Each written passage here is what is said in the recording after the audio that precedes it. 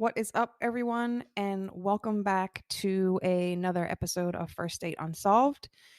This episode is going to cover an unsolved hit and run accident from 2022 involving a victim who was only 21 years young. I came across this story one day while walking my dogs around my neighborhood. One morning about 2 years ago, I noticed a laminated poster stapled to one of the telephone poles that I pass regularly. And my dog just so happened to stop and sniff around that pole. So I had a few minutes to read what the poster said. The poster contains a grainy photo of some cars with their headlights on, a smaller photo of paint chips, and big letters stating that there is a reward for information on who killed Matthew. I will share a photo of the poster in the show notes. Or on social media. I don't know if I can get it on the show notes, but I will show what the poster looks like. I'll also share other photos later, but I see things, stuck to telephone poles all the time. And usually it's an advertisement for people who buy houses for cash or people who buy junk cars. And those people from Delaware, especially like, the Newcastle County area, some of you will remember those signs that said got tree for a long time. I think it's like a tree cutting service, but I really don't know. Um, but I honestly wouldn't have ever paid attention to this sign if my dog hadn't stopped to do whatever it was he was just doing at the time. And it got me thinking, uh, obviously, who is Matthew? Has anyone else even read this poster? Has anyone taken the time to stop and look at it? Because, someone took the time to put it there. But has anyone else seen this? Um, and I really didn't start digging into it until I decided to do this podcast. And this is the perfect example of why I wanted to start the show to begin with. After taking time to research this case, I did find out about 10 articles on this case. But if I actually hadn't sat down to do a search, then I would know nothing about the story, and neither would any of you. Um, so here we go. This is the story of Matthew. Matthew Angelo Spampinato was born Isabella Spampinato in the state of Georgia, in a town about an hour outside of Atlanta on September 2nd, 2000. Matthew was a transgender male, which means that he was born a female, but identified and lived his life as a man. So some reports I came across identified Matthew as a female and list his birth name instead of his chosen name. And I understand it may not have been known at the time of his passing that Matthew was trans, but out of respect for him and his family, I will only be using his chosen name and pronouns in this episode. According to what I was able to find online, Matthew first realized he was different at the age of 13, but did not officially come out until 2016, according to a GoFundMe that he set up in order to assist him with the cost of his transition. Coming out as trans and living his life as a man was not easy for Matthew, and he had to fight very hard to be accepted for who he really was. But despite disapproval from some, Matthew did have family and friends who supported him and loved him for the amazing person that he was. Matthew was a true advocate for the LGBTQ community and brought joy and smiles to those who were lucky enough to interact with him. Coworkers and customers of the Starbucks where he worked called him selfless and a breath of fresh air. He always asked everyone how they were doing, and his smile could turn your whole day around. One comment on Matthew's last Instagram post reads, quote, "So articulate and intelligent. You had the level of understanding that our generation and most people in general lack. You are a legend, man." End quote.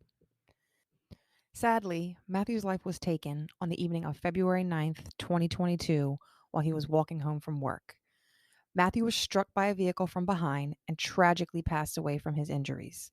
The driver of the vehicle that hit Matthew fled the scene that night and still has not been arrested, despite video surveillance and even witness accounts. I contacted Matthew's mom, Sophia, via Facebook, and I had the opportunity to chat with her very briefly via Facebook Messenger and through some text messages. Sophia started our conversation with a cute fact. She said that she knew the moment she conceived, or she knew the moment that she conceived, basically. She knew in that moment, um, it was happening. She knew that she was pregnant. Her baby was born 3.5 months early, weighing in at only 1 pound, 9 ounces. For reference, a loaf of bread and a can of soup typically weigh 1 pound. So that is incredibly tiny and scary to say the least. Sophia's baby spent 4 months in the hospital before they were well enough to go home and start their life. I don't know the family's religious beliefs or where they are spiritually because that information is of no consequence, in my opinion. And I know not everyone believes in signs and the significance of things like numbers, but Sophia did point out to me the relationship between numbers and two coinciding events in her life. So I thought that that would be important to mention here. Sophia was 21 years old when she gave birth, and Matthew was 21 years old when he passed away. As previously mentioned, Matthew's birthday is 9/2, and Matthew passed away on 2/9. Sophia also mentioned that exactly 1 month before the accident, she was having a conversation with her son and told him, please be careful. She was aware that Matthew walked to and from work most of the time and just wanted him to be safe like any other mother would. On the day of the accident, Sophia told me she just had this weird feeling that she couldn't shake. You know, you get a sometimes you just get a weird feeling, a weird gut feeling, and you're not sure why, you're not sure what's happening, but later it becomes obvious. And sadly, later that evening, she would find out what those feelings were all about. This is a quote from Sophia. She said, I know it has been over a year since it has happened, but for me, February 9th, 2022 will always be like yesterday. My child was my rainbow after the storm, my light at the end of the tunnel. They were my reason to keep trying to be a better human. I took everything positive about me and poured it into him, and he took all of that good and made it so much better than I. He was one of those people who are just good at everything. Not always because it comes easy, but because our motto was that if you do something, you do it right or just don't do it. Become your best or do your best at everything you do. End quote. Now, as a mother myself, reading this just ruined me. From the moment I knew I was pregnant, all I did was worry. I was a young mother also. So, of course, I had to worry about how my life would change and worried about, my child's life as well. Would he be healthy? Would he be safe? Am I going to be able to protect him? Am I going to be a good mom? Am I going to be able to provide for him and, guide him through life? As a parent, all you can do is your best and hope that some of the knowledge that you pass along to your children gets absorbed. Um, we can put it out there. We can't necessarily guarantee they'll take it and absorb it, but after taking a look at the GoFundMe page that Matthew set up at the end of 2020, I know that Sophia's words and knowledge stuck with Matthew and helped shape him into the stellar person that he was. Matthew strived to be the best version of himself and follow his dreams of becoming a musician. I think the ultimate goal for him was to just feel like himself. That's, just from what I have seen on his Instagram, his TikTok, just from, what I have observed. I feel like he just wanted to be himself and feel comfortable in his own skin and live the life that he wanted.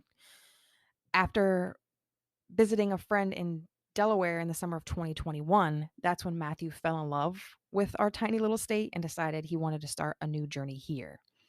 Matthew had always wanted to move out of the South, and now he had a chance to start a fresh new life away from his former life as Isabella. Matthew spent his spare time skateboarding, taking photos for Instagram, and posting things on TikTok. I keep wanting to say Snapchat. No, it's TikTok. Nobody does Snapchat anymore. um, he spent his spare time skateboarding and taking photos. His last Instagram post, you will see some things that he snapped around Delaware. And he also enjoyed writing songs and practicing and playing 5 different instruments. Sophia didn't tell me which instruments they were. I That doesn't really matter to me because I played one instrument and I know how difficult it can be. So to play 5 and be good at 5 is a feat. I just get the sense that Matthew knew nothing he wanted in life was going to come easy to him. So he was dedicated to achieving his dreams and everything that he set his mind to. Full disclosure, this is the first episode that I sat down and wrote, outlined. I do have I don't want to call it a script, but it is an outline that I read off of. I try not to make it obvious that I'm reading. I know it is obvious at times. I'm sorry, I'm still working on that. But if I don't have an outline, I ramble, and these episodes just won't ever end. But I this was the first one I sat down and wrote, and while writing this, I physically walked away from the laptop multiple times. It probably took me longer than it should have to get this story down because it was just so incredibly sad to me. Matthew seemed like such an awesome kid, and it breaks my heart that his life ended so soon and in such an awful way. We all think we're going to die of old age one day, and that's what we all deserve. He didn't deserve this. And you know, I also mentioned earlier in the beginning of the episode that Matthew was struck by a vehicle from behind as he was walking home from work. He was walking on the right side of 273, uh, right by the intersection of Quigley Boulevard and 273, when he was struck by a 2006 ish, 2008 ish blue Jeep Grand Cherokee. This is the area by Farmers Market and by BJ's that I guess that road 273 goes into Route 9 and takes you down into Old Newcastle. And if you're familiar with this area, then you know that they put cameras up recently, just because, well, not recently, but several years ago, I guess you could say. Uh, but that's because this section of DuPont Highway gets very busy and very hectic during certain times of the day, certain days of the week, certain seasons of the year. It gets wild over there. Um, and according to one report I found, police said the vehicle was trying to pass a line of cars that had stopped at that traffic light right there at Quigley Boulevard when they hit Matthew on the shoulder. Matthew was walking in the grass, um, along that strip. There's a bus stop, I believe, and there is a shoulder, but Matthew was in the grass next to the shoulder along that strip of road where no cars have any business being. It's unclear whether the SUV continued onto Frenchtown Road towards Newcastle, past that Amazon, or if the vehicle turned down Quigley Boulevard. No one really knows for sure. But Matthew's killer fled the scene of the crime and left Matthew laying there on the ground all alone. Matthew's injuries were severe enough that he passed away shortly after he was hit and was pronounced dead at the scene. Now, Delaware is ranked as one of the most dangerous states in the country for pedestrians, apparently. According to the Delaware Department of Transportation, of one of 165 traffic fatalities in 2022, 33 were pedestrians and 7 were bicyclists. So, of the traffic related deaths, car accident related deaths in 2022, 33 were people walking and 7 were on their bicycle. That's awful. It's dangerous. Be careful. Watch where you're walking, please. Matthew was one of those 33, and it just doesn't make sense that even with surveillance footage and witnesses, there had to be witnesses because in the photo there were other vehicles. Uh, how is this crime still unsolved? There are people who know who did this, and a human life was taken, and someone needs to speak up. But don't worry, Matthew's family has not given up on justice. They were happy that I reached out. They are eager to continue to spread the word about him. And despite the lack of effort, in their opinion, on this case, and some not so nice comments Matthew's mom received from Newcastle County, I won't share that. But, she did mention to me that an investigator said some things that you wouldn't expect an investigator, someone who's investigating your child's death, you wouldn't expect that person to say to you. Um, but despite all of that, they haven't given up.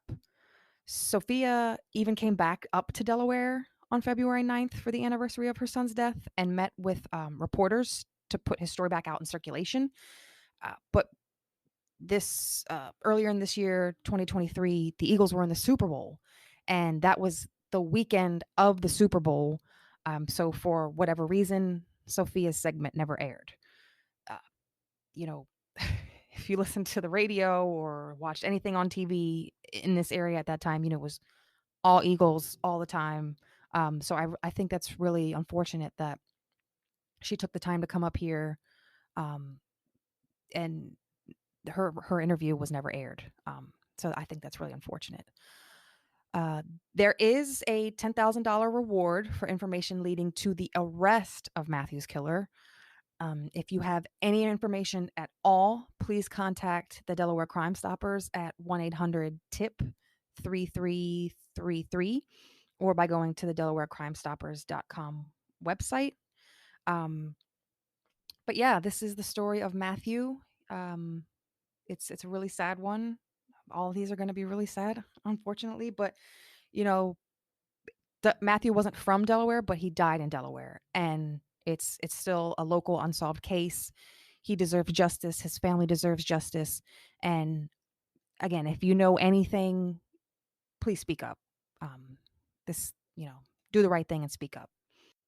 And guys, if you thought nothing ever happened here, you thought wrong.